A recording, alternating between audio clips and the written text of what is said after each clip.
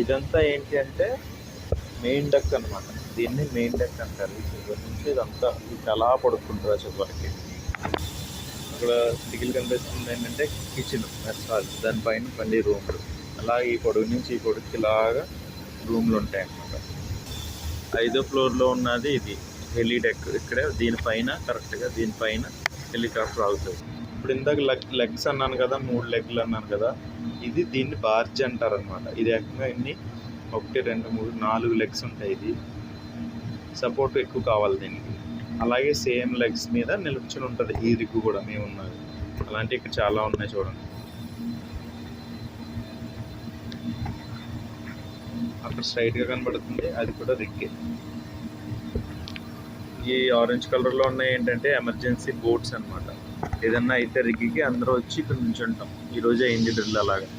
అక్కడికి వచ్చి నుంచి ఏదైనా ప్రాబ్లం అయితే ఆ బోట్లో నుంచి ఉంటాం. బోట్లోకి వెళ్ళిపోతారు. ఒక్కో దాంట్లో 70-80 మెంబర్స్ పడతారు. 75% పడతారు, 75 మంది పడతారు. పడితే బోట్ కిందకి నీటిలోకి లాంచ్ అయిపోతుంది. అప్పుడు అలా బయటకు వెళ్ళిపోతాయి. అలా మొత్తం దారులు ఉంటాయి. ఇవి కూడా రూమ్స్, ఆఫీసెస్, రూమ్స్. ఈ డెక్ నుంచి 5 ఫ్లోర్లు అనమాట. సో 5వ ఫ్లోర్లో ఆఫీస్ వాళ్ళు ఉంటారు. ఎలా ఉంటుందంటే ట్రయాంగిల్ షేప్లో ఉంటుంది.